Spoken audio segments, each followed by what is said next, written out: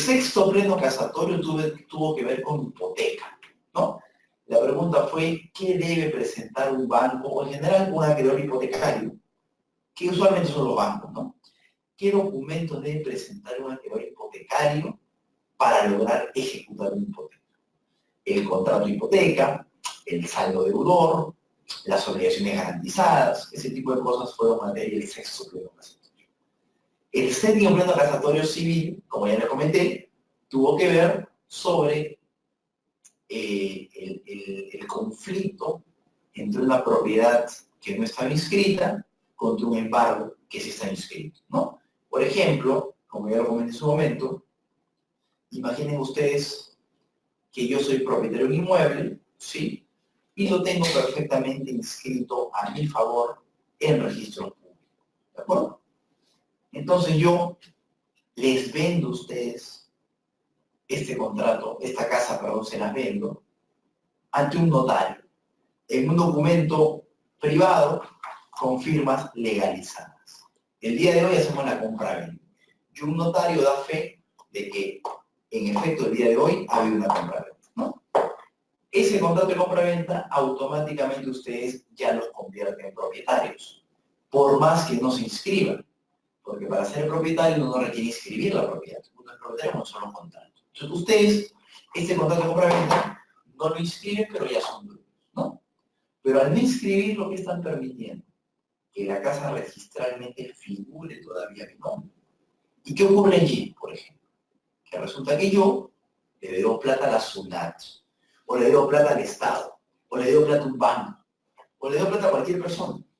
Y esta persona, como yo no le he pagado lo que le debo, decide cobrarse embargándome mis bienes, ¿de acuerdo?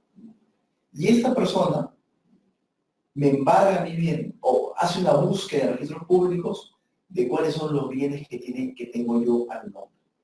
Y claro, va a encontrar qué cosa en el registro. La casa que yo ya le vendí a ustedes previamente. Esta persona, este banco, la SUNAT, ¿no? O el acreedor afectado, que quiere cobrar la deuda, va a creer que la casa sigue siendo mía. Porque no tiene forma de saber que yo les he vendido la casa a ustedes. Porque ese contrato ha sido solamente entre ustedes y yo. Y ese contrato nunca ha sido publicitado. Entonces, este banco, la SUNAT, no tiene forma de saber que hay una compra-venta.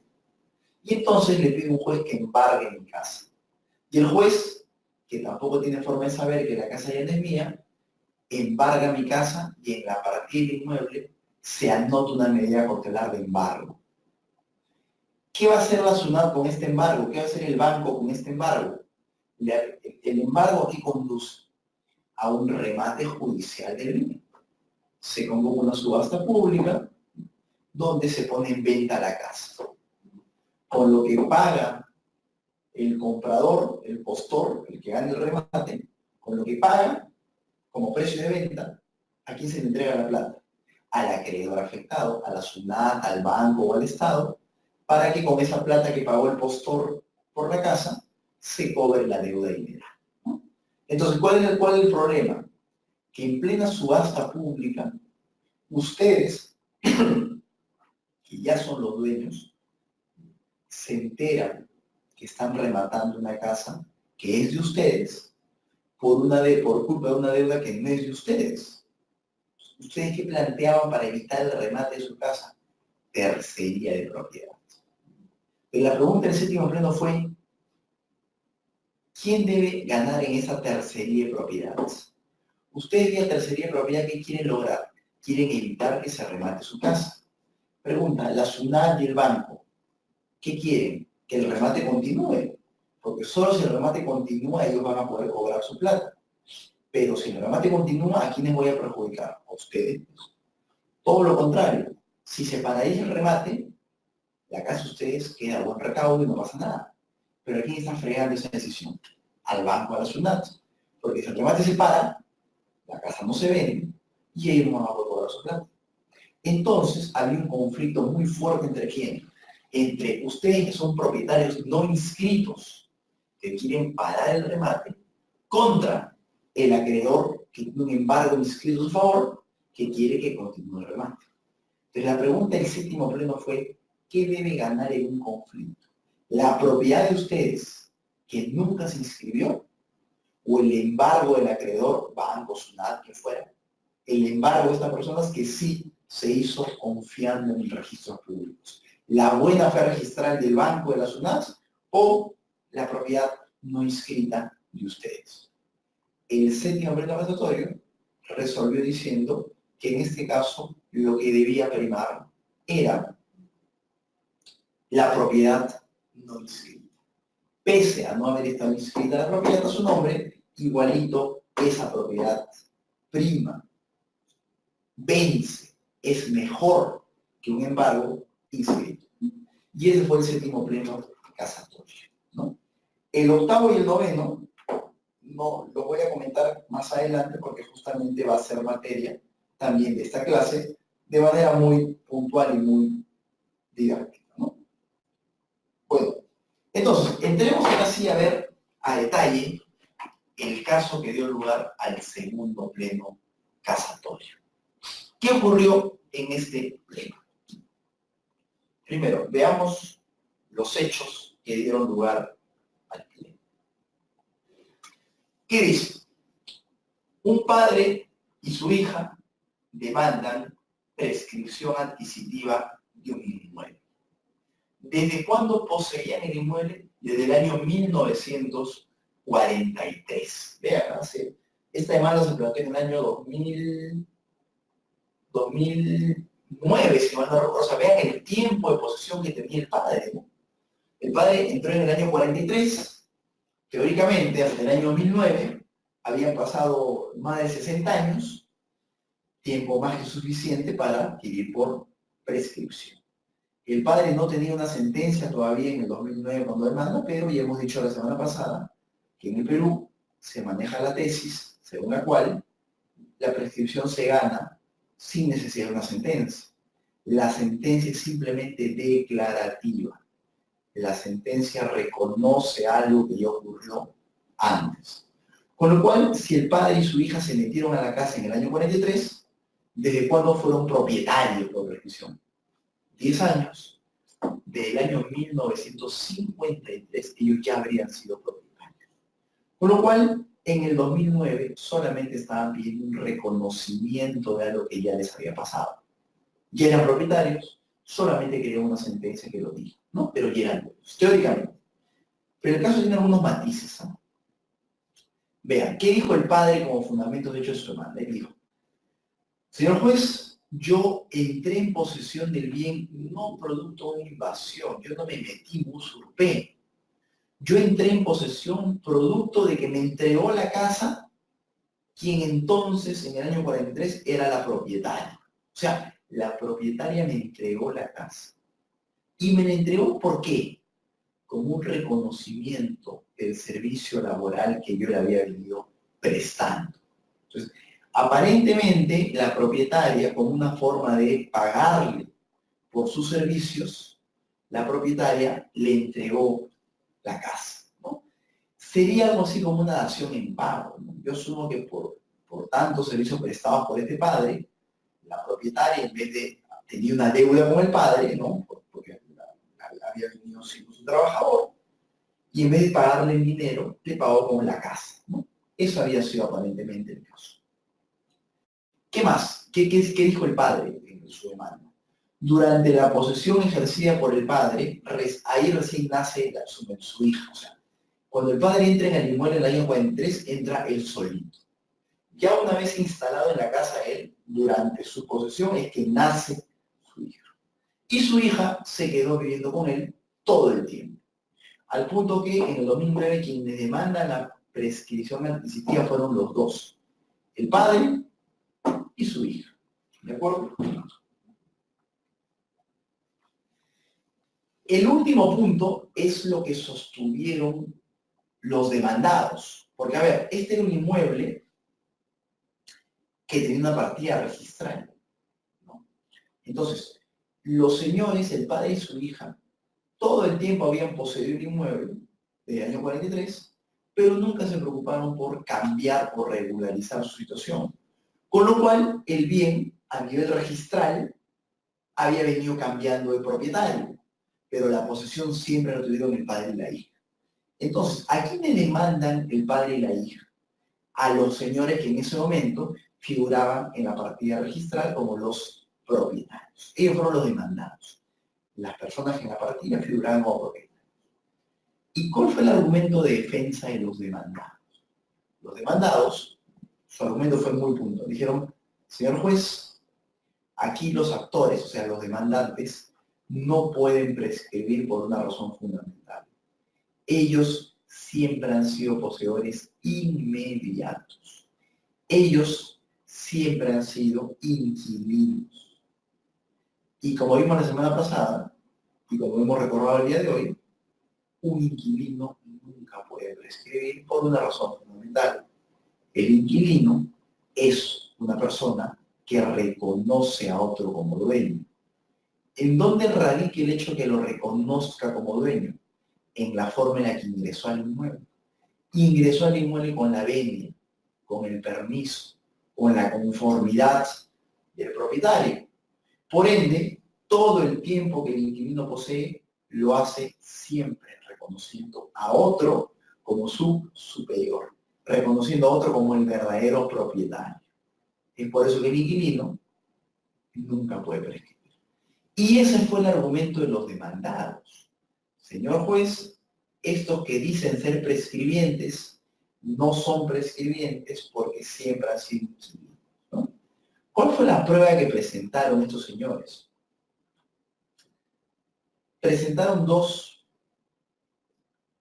procesos judiciales, copias de dos procesos judiciales. En un proceso judicial fue uno de desalojo. Ese desalojo, ¿cuál había sido el tema ahí? Que los señores demandados por prescripción en su momento, hace años, habían demandado por desalojo a los prescribientes. Y ese proceso de desalojo, en donde los prescribientes fueron los demandados, concluyó por conciliación. ¿Qué se acordó en la conciliación? Los prescribientes pagaron la renta atrasada que tenían.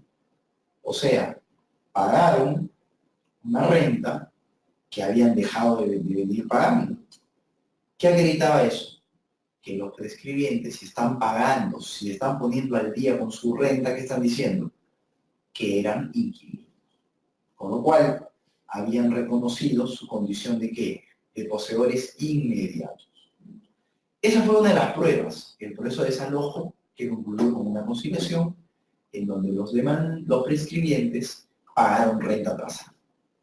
Primera prueba de que eran inquilinos. Segunda prueba, los demandados en la prescripción presentaron una declaración de los prescribientes dada en un proceso judicial de rectificación de área.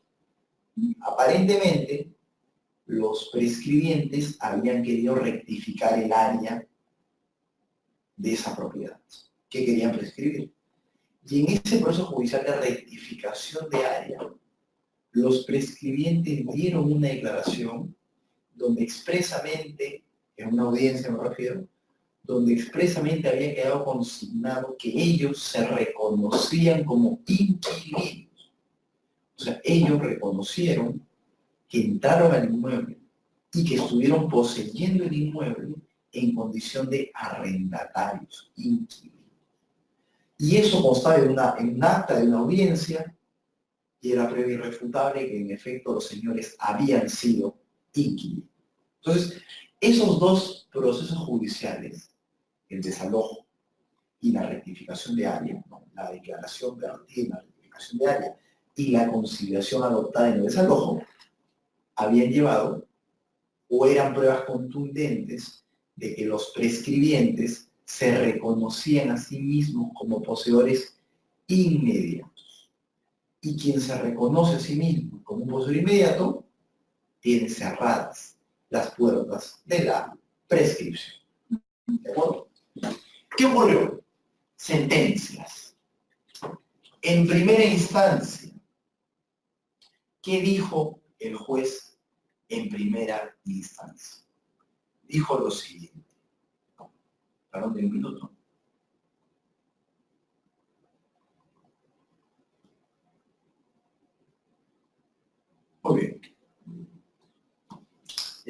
En primera instancia,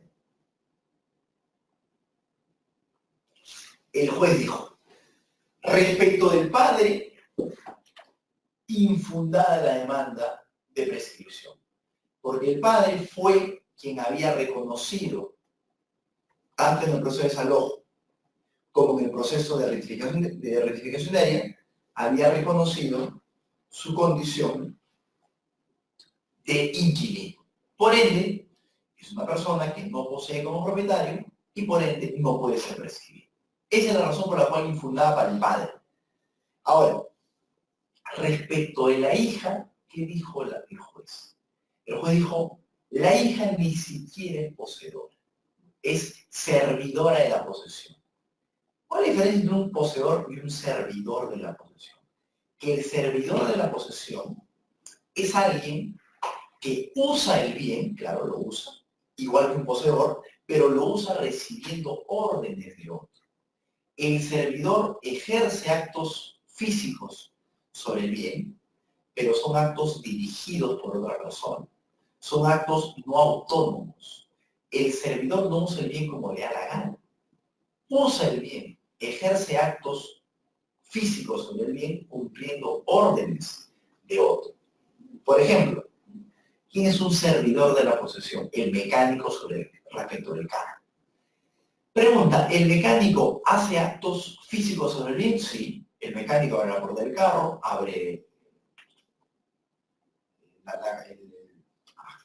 revisa el motor, ¿no? Abre el chasis, saca la llanta, revisa el carro, actúa físicamente sobre el bien.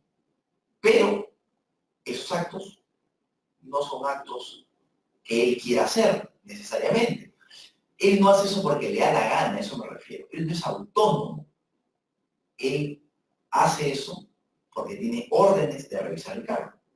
Ese mecánico, por ejemplo, aun cuando ejerce actos físicos sobre el bien, la ley no lo considera poseedor.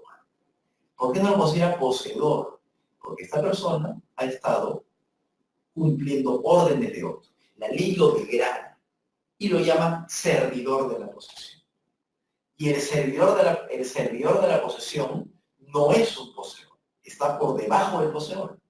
Y por ende, no puede prescribir, porque el primer requisito para prescribir es ser poseedor. Y el mecánico es un servidor, está por debajo de la posesión. Otro ejemplo de servidor de la posesión, el guachimán, ¿no? El guachimán, que cuida la casa por 30 años, nunca se hace nunca puede invocar prescripción, porque él ha estado ejerciendo actos físicos sobre la casa, sí, seguramente ha estado entrando a la casa a limpiar el jardín, a barrer la casa, ha estado cambiando los focos, arreglando el garaje, poniendo púa para que nadie se meta a la casa, pero ha estado usando el bien no como le ha dado la gana, ha estado usando el bien cumpliendo órdenes. Ese guachimán tampoco es un poseedor. Pese a que ejerce actos físicos sobre el bien, su condición está degradada. ¿Qué es? Simplemente es un servidor de la posesión. El guachimán, por eso, tampoco puede prescribir, así se quede en el inmueble 30 años. Otro ejemplo de servidor, el chofer. El chofer usa el carro, por supuesto que lo usa. Lo maneja, lo estaciona, le echa gasolina, actúa físicamente sobre el bien, pero no lleva el carro donde le da la gana. No puede meter a su familia al carro.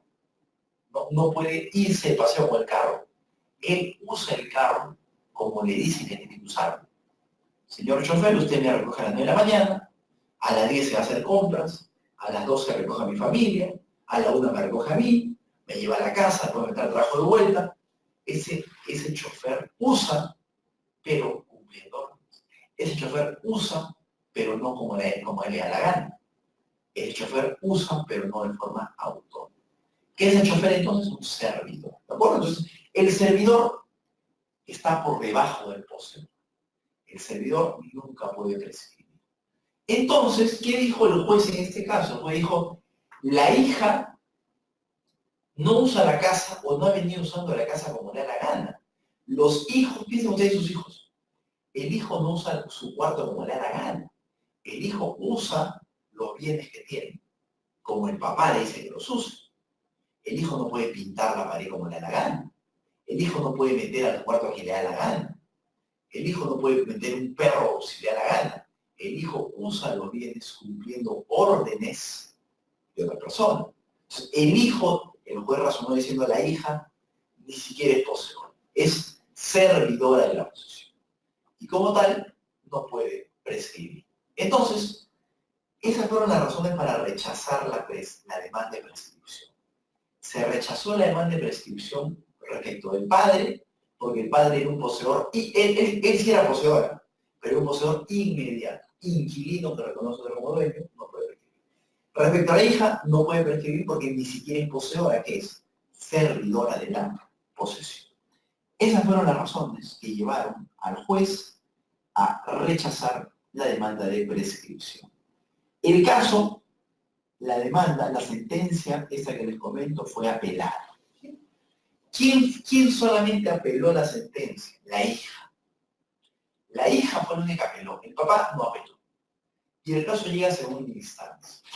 La segunda instancia, ¿qué hizo con la sentencia del juez? En segunda instancia, se anuló la sentencia del juez. ¿Por qué razón se anuló la sentencia? Porque la sala superior dijo que este argumento usado por el juez en el sentido de que la hija era servidora de la posesión nunca fue un tema planteado en el proceso. Ni los demandados habían invocado ese argumento. Y tampoco se fijó como punto controvertido analizar si la hija era o no servidora. Entonces la sala dijo al juez, señor juez, usted se ha pronunciado sobre un tema que nunca ha sido materia de análisis, nunca ha sido materia de debate. Ni los demandados lo plantearon como argumento de defensa, ni usted, señor juez, lo fijó como punto controvertido. Entonces, usted ha vulnerado el debido proceso, porque usted ha metido en último momento un tema que nunca se analizó. Entonces, usted plantee el debate sobre si la señora es servidora o no, y recién allí puede pronunciarse sobre esa condición. ¿Qué hizo la sala entonces? Anuló el fallo de primera instancia y lo devolvió. Para que se vuelva a fallar, ahora sí teniendo en cuenta esta condición de la hija, que es sometido a debate, dijo, ¿no? ¿Qué fue lo importante acá? Como solo la hija apeló, la sala superior dijo, como el padre no ha apelado, porque ojo, el padre y la hija actuaban como litisconsortes, ¿no? Más o menos. Entonces la sala superior dijo, como el papá no apeló, para el papá la sentencia ya se volvió cosa juzgada, él no tiene nada que decir. Pero como la hija es la que ha apelado, señor juez, usted pronúnciese solamente sobre la condición jurídica de la hija. Del padre ya no, porque él como no ha apelado, ya aceptó el fallo, ya reconoció que es un inquilino y que no puede prescribir. Usted pronúnciese solamente sobre la condición de la hija. Si es servidora, si es poseedora, si fue inquilina o si puede prescribir. ¿De acuerdo? Entonces, el caso volvió a primera instancia. El caso vuelve a primera instancia. ¿Y cómo falla el juez en primera instancia? Nuevamente falla diciendo lo siguiente. Nuevamente declara infundada la demanda, ¿de acuerdo? Pero ahora el argumento cambia. ¿Qué dijo el juez? Dijo, infundada porque la hija no es poseedora, nuevamente, pero el argumento fue distinto. La hija no es poseedora, ¿por qué? Dijo el juez. Porque el papá sí era poseedor. Su hija no era poseedora. ¿Por qué? Porque no pueden haber dos poseedores que en paralelo, en simultáneo, posean el mismo bien. No puede ser que sobre un mismo bien hayan dos personas ejerciendo posesión. Ese fue el argumento del juez. Si el papá es poseedor, la hija ya no puede ser. Porque decir que la hija es poseedora implicaría reconocer que han habido dos poseedores en simultáneo sobre el mismo bien. Y eso, dijo el juez, No es posible. La hija vuelve a apelar y el caso llega ante la misma sala superior. Y esta vez, ¿qué hizo la sala superior? La sala superior confirmó la sentencia de primera instancia porque se mostró de acuerdo con el argumento del juez. ¿Qué dijo la sala superior? De acuerdo con el juez, la posesión tiene que ser exclusiva y excluyente. Es decir, si uno ya es poseedor, no puede suceder que otra persona también sea poseedora de eso mismo. O uno posee o el otro posee. En este caso está acreditado que el poseedor era el padre, con lo cual la hija no puede decir que es poseedora. La hija no es poseedora porque decir que la hija es poseedora implicaría reconocer que hay dos poseedores distintos sobre el mismo bien. Y eso no puede ocurrir porque la posesión es un acto excluyente y exclusivo. Entonces, juez y sala coincidieron en que no es posible que haya dos poseedores. ¿Qué estaban negando entonces tanto el juez como la sala? Estaban negando la figura de la coposesión. Para el juez y para la sala no era posible una posesión compartida, lo que se llama como coposesión. Eso, para el juez y la sala, no existía esa figura. ¿No? Estaba negando a la coposesión como una figura existente. Lo cual claramente es un error, ¿no? Y es un error por un tema muy sencillo. La coposesión está expresamente reconocida en el Código Civil. La coposesión sí es posible. No hay ningún problema con que exista coposesión. Siempre y cuando, ¿cuáles son los requisitos para que haya coposesión? Que dos personas posean en simultáneo el mismo bien en su integridad.